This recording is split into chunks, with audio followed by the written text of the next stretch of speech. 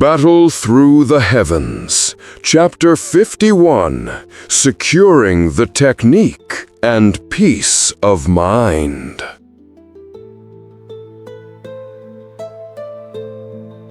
Having navigated the intense competition within the Dou Qi chamber, Xiaoyan and Xiaosuner now join the other clansmen. Their focus shifts from discovery to validation. The next crucial step awaits them, the solemn process of registering their newly acquired techniques. Past the main gate, a dozen cold-faced guards stood sentinel.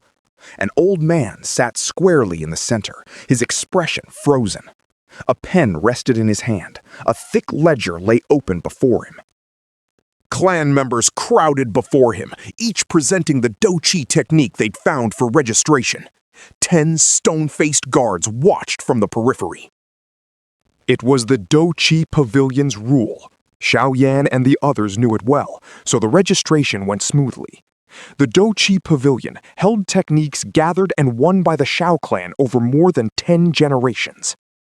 These scrolls formed the very foundation of the clan in Wutan City. The clan guarded them with fierce strictness. The Dou Qi techniques Xiaoyan and the others sought came on scrolls made of ink bamboo. This bamboo was special, crafted into linked child and mother pieces. The mother piece sensed its child pieces for tens of meters around. If the clan head held the mother piece, any Dou Qi technique scroll within range was tracked. The mother piece's tracking covered all Xiao clan territory. Any technique scroll leaving the clan would be instantly detected. Not always, of course. Powerful experts could sever the link, but true powerhouses wouldn't waste time on these yellow rank techniques. Xiaoyan stood in line, waiting. When his turn finally came, he stepped forward, drew a technique scroll from his robes, and presented it.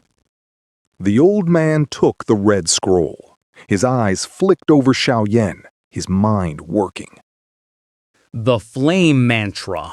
Its protective formation needs 9th stage Dou Qi to break. How did this boy find it? He has some skill. After registering the technique, the old man returned it. His voice was flat. You know the rules, I assume. This technique cannot leave the clan. Violators face severe punishment. Return it in 1 year. Keep it pristine. Xiaoyan nodded. He leaned against the main gate, waiting for Xiaosuner. Xiaosuner gave Xiaoyan a small smile, then drew her technique from her robes. When Xiaosuner stood before him, the old man's impassive face softened. A hint of reverence flickered in his eyes. He offered a small smile, took her scroll with both hands, and registered it quickly. Xiaoyan narrowed his eyes, watching the old man shift. His fingers brushed his nose. The Dou Qi Pavilion manager clearly held a rank no lower than the 3 elders. Xiaoyan knew the old man was a leading figure, always distant and cold. He'd never even shown his own father an ounce of respect. Yet this same stern, dismissive man showed Xiaosuner such reverence. It only sharpened Xiaoyan's curiosity about her true identity. He rubbed his nose, recalling Xiaosuner's silence whenever her identity surfaced. Xiaoyan shook his head. He met her small, smiling face, then shrugged. They walked out of the main gate, shoulder to shoulder. Outside, Xiaoyan took a deep, cool breath. The air inside the Dou Qi Pavilion had felt heavy, stifling. How was it, Yaner? As Xiaoyan and Xiaosuner stepped outside, a figure approached them slowly, smiling. He asked in a low voice. Xiaoyan turned, a smile for his father, a nod. He lifted his sleeve, revealing the red scroll. I got it. He chuckled. Xiaozan let out a soft breath as he saw the red scroll. His eyes crinkled in a grin. He whispered. Father and son exchanged glances, then burst into hearty laughter. Xiaozan clapped a hand on Xiaoyan's shoulder. Now you have a technique. Once you become a Dou-Jie, you can truly cultivate Dou-Chi. Xiaoyan smiled, nodding. His hand brushed the scroll. His eyes narrowed. He whispered to himself. What's so special about the technique Master mentioned? An evolving technique. Could it truly exist? Even stranger than a heaven-ranked technique? Yao Lao's arrogant words from that day echoed. Xiaoyan shook his head, a wry smile on his face. The best technique he'd seen was Xiao Shuner's high-grade profound rank flame manipulation art. He regretted refusing it, honestly. Such a high-tier technique was a chance encounter, never something one could simply chase down. He tapped his forehead.